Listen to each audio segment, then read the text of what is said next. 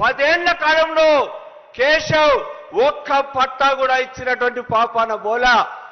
అమరావతి కడుతున్నారంటే, అమరావతిలో లాభాలు వస్తున్నాయంటే రాత్రికి రాత్రి పరిగెత్తుకుపోయి అక్కడ భూములు కొని ఆయనకు ఇక్కడ పేదలు అలమటించిపోతా ఉంటే ఒక్క సెంటు భూమి ఇచ్చేటువంటి ఆలోచన.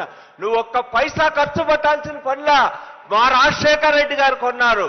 ఆ భూమికి పట్టాలు ఇవ్వమని వేల మందితో మనమంతా పోరాటం చేసిన ఇవ్వలే. ఆ రోజు మన పోరాటానికి స్పందించి మన గొప్ప మానవతావాది జగన్మోహన్ రెడ్డి గారు ఆ రోజు ఉరవకొండకు వచ్చాడు. స్వయంగా పేదల కోసం ధర్నాలో పాల్గొన్న. అప్పుడు కేశవ్ స్పందించి ఏం చేశాడో తెలుసా?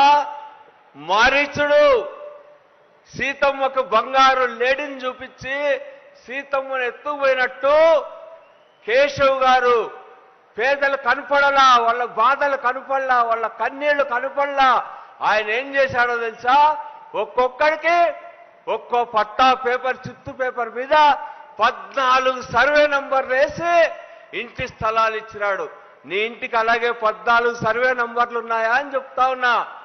మోసం చేసి చిత్తు పేపర్లు ఇచ్చి మేము చేసిన పోరాటాన్ని తాను ఓట్లు దొంగతనం చేశాడు ప్రజలవి.